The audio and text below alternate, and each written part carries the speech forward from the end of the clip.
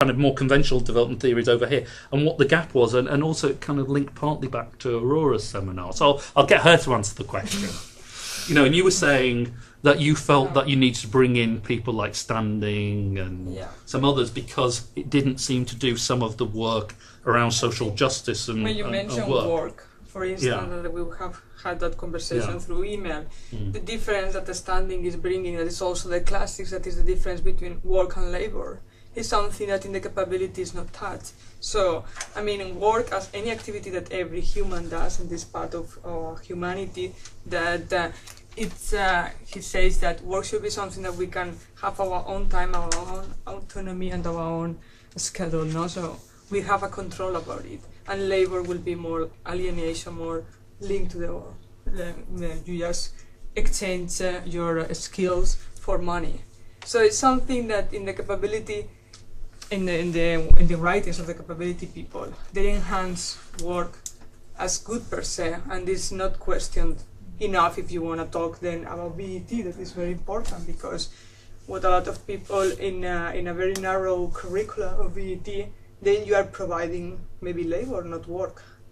So is that enough emphasized or not? So I see that gap, and then I had the feeling to bring other theories.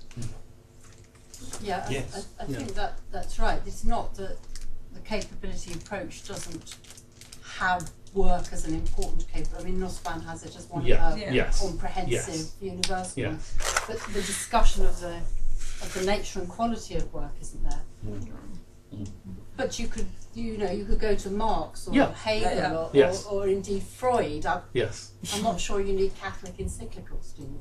If you see what I mean. Well, I mean, there are kind of these big theories that can help you think about the difference between work as self-realization and work as alienation. I think the real gap is when you think about the Sorry.